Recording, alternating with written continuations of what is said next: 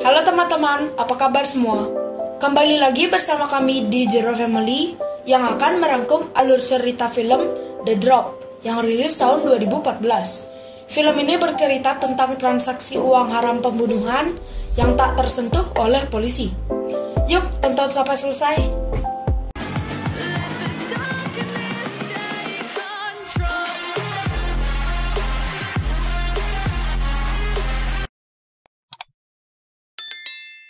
Di awal cerita, kita akan diperlihatkan dan dijelaskan bahwa bar di wilayah Brooklyn dipilih secara acak setiap malamnya oleh para bos mafia besar, dipergunakan sebagai tempat transaksi peredaran uang secara tersembunyi.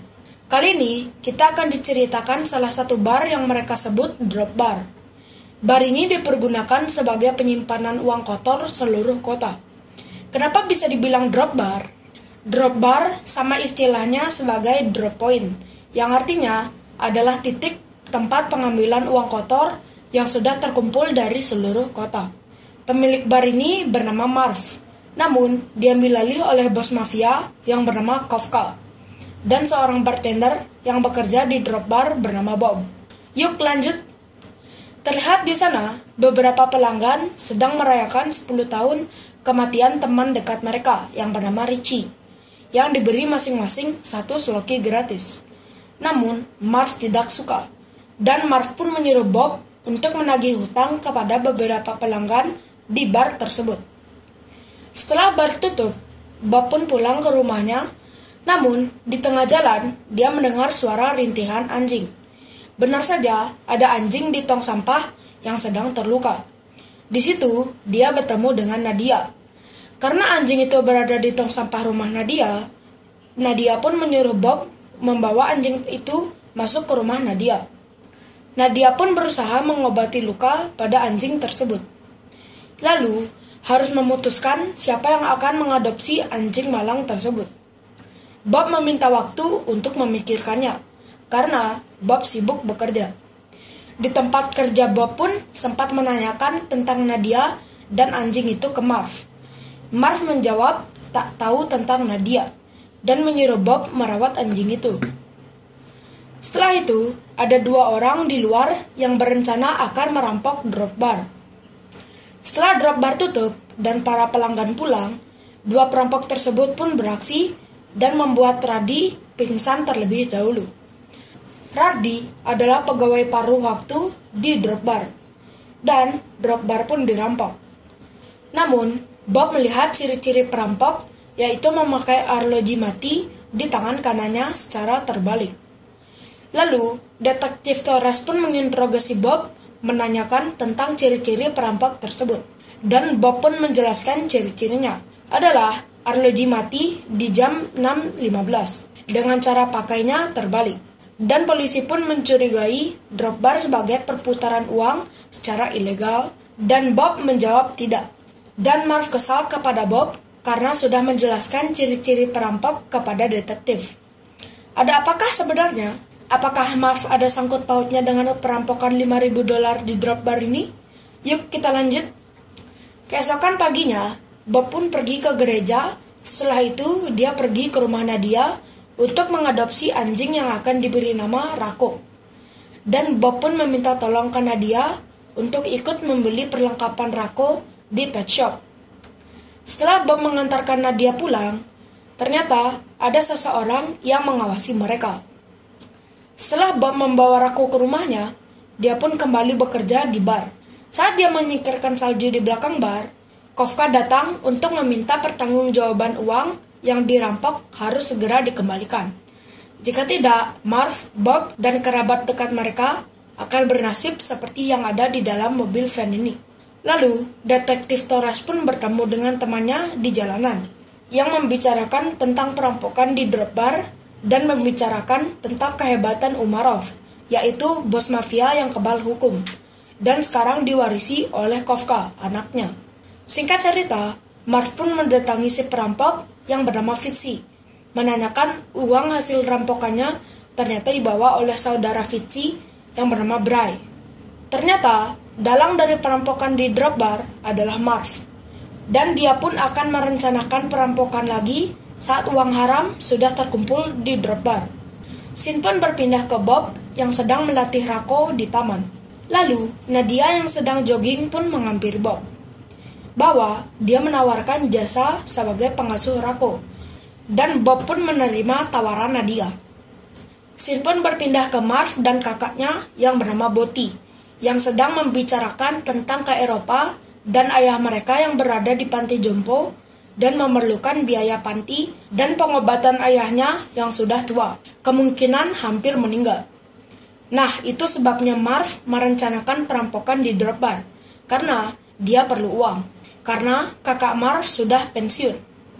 Di lain sisi, saat Bob, Nadia, dan Rako jalan-jalan di taman, setelah Nadia pergi ke toilet, tiba-tiba ada seseorang yang menghampiri Bob. Dia hanya bilang anjing yang bagus, lalu dia pergi. Saat Bob di rumah, orang yang dia lihat di taman berkunjung ke rumah Bob dan mengatakan bahwa Rako adalah anjing miliknya, dan menunjukkan surat-suratnya. Lalu orang itu mengambil payung dan pergi begitu saja saat Bob menanyakan apa maumu. Orang itu bernama Eric Dean. Saat Bob dan Nadia minum kopi, untuk yang kedua kalinya, Bob melihat luka pada leher Nadia. Tanpa bertanya, Nadia pun menjelaskan ke Bob luka tersebut dia dapat karena narkoba. Saat Bob di tempat kerja, dia dan Marv mendapati tong sampah berserakan di belakang. Lalu mereka membereskannya. Tanpa disangka, Bob menemukan plastik sampah berisikan uang dan potongan tangan memakai arloji. Lalu, Bob dengan santai membungkus potongan tangan tersebut, seolah-olah Bob sudah terbiasa melakukan itu. Lalu, tiba-tiba Eric muncul lagi, yang ternyata Eric dan Nadia berkaitan, membuat Bob merasa dipermainkan dan dibohongi oleh Nadia. Dan Marv pun menjelaskan bahwa Eric yang membunuh Richie 10 tahun lalu. Eric adalah orang gila dan sangat berbahaya. Lalu, Bob pun pergi membawa potongan tangan yang telah dibungkusnya dan membuangnya di danau dengan membawa Rako sebagai pengalihan perhatian. Setelah dia membuang potongan tangan itu, tiba-tiba detektif Torres muncul dengan ramahnya membicarakan kasus pembunuhan Richie Whelan. Saat Bob pulang, yang ternyata sudah ada Nadia di sana. Lalu, dia menanyakan tentang Eric ke Nadia, dan membuat Nadia tersinggung lalu pergi dengan marah. Kafka pun mendatangi drop bar untuk mengambil uangnya, dan menyuruh Marv untuk menangani pengiriman malam ini yang disebut malam Super Bowl. Lalu, mereka pergi. Di sisi lain, Detektif Torres terus menggali informasi tentang kematian Richie Whelan. Saat Bob pulang, tiba-tiba ada Nadia di sana dan meminta maaf. Yang ternyata, Eric adalah mantan pacar Nadia. Obrolan mereka pun berlanjut dengan bir. Di sisi lain, Marv sedang menjemput Fitzy, salah satu perampok drop bar. Dan saudaranya yang bernama Bray sudah mati, dengan tangannya yang terpotong itu. Lalu dengan tega, Marv pun membunuh Fitzy, karena dia tidak mau ikut perampokan lagi di drop bar.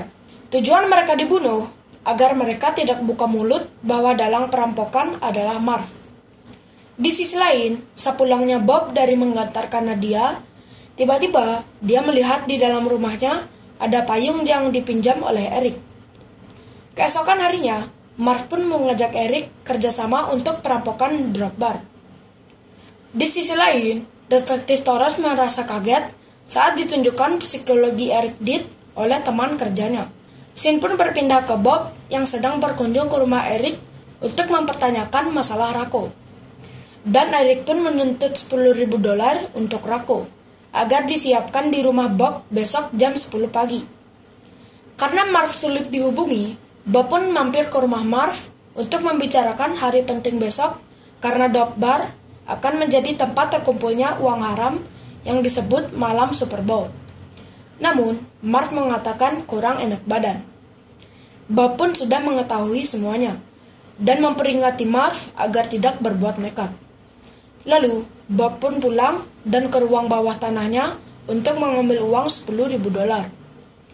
Bob pun menunggu Eric karena sudah janji jam 10 pagi. Namun, Eric tidak muncul. Akhirnya, Bob membawa uang serta pistol ke tempat kerjanya. Di sisi lain, Eric pun mengunjungi Nadia dan memaksa Nadia agar ikut ke drop bar. Cerita pun beralih ke drop bar. Terlihat di sana, transaksi demi transaksi terjadi. Lalu, tiba-tiba muncul Eric dan Nadia di sana untuk menggoyahkan konsentrasi Bob. Di sisi yang sama, terlihat Marv sedang mempersiapkan plastik untuk perampokan. Bob akan memberi Eric uang dan meminta dokumen Rako. Tapi, Eric menolak dan menerima telepon dari Marv bahwa mereka akan beraksi pukul 2 pagi. Pelanggan drop bar pun sudah pada pulang. Hanya tersisa Eric dan Nadia. Bob pun memberi uang $10.000 ke Eric. Namun, dia mau seluruh uang yang ada di brankas. Eric pun mengetahui bahwa brankas hanya bisa dibuka pukul 2 pagi dan mempunyai waktu 90 detik sebelum menutupnya. Akhirnya, Eric menggunakan Nadia untuk mengancam Bob. Dan Bob pun menceritakan masa lalunya, yaitu dialah yang membunuh Richie Whelan, bukan Eric. Lalu, saat Eric bilang sudah jam 2, dengan dinginnya, Bob menembak leher dan kepala Eric, yang mengakibatkan Eric mati di tempat. Yang membuat Nadia ketakutan melihat Bob. Melihat hanya Nadia yang keluar dari bar, Marv pun menelpon Eric. Bob pun mengangkatnya dan beberapa detik mereka tak bersuara. Lalu, Bob membersihkan bar tersebut yang ternyata Bob adalah pembunuh berdarah dingin. Terbukti pada freezer terdapat banyak telinga manusia dan daging cincang manusia dalam kemasan. Lalu, Bob pun dijadikan bos di bar oleh Kafka, dan Marv dibunuh oleh anak buah Kafka. Keesokan harinya, Detektif Torres pun mengunjungi Bob di bar untuk berbelasungkawa atas kematian Marv. Dia menjelaskan semua tuduhan pembunuhan ke Eric salah, dan Eric pun sekarang menghilang. Dan Detektif Torres pun tahu bahwa Bob pelaku pembunuhan semuanya. Tapi, Detektif Torres tak bisa berbuat banyak karena tidak ada barang bukti. Cerita diakhiri, Bob dan Rako mengunjungi Nadia, dan mereka pun berkencan. Oke, mari kita menyimpulkan isi cerita film ini. Hikmah yang kami petik adalah, jangan pernah meremehkan orang yang polos dan tak banyak bicara. Seperti pepatah mengatakan, air tenang menghanyutkan. Sekian video kami, jika ada salah atau kurang silakan komen di bawah. Like jika suka, dislike jika tidak suka. Jangan lupa follow Instagram dan Facebook page kami. Linknya ada di deskripsi. Sekian dari kami, ciao!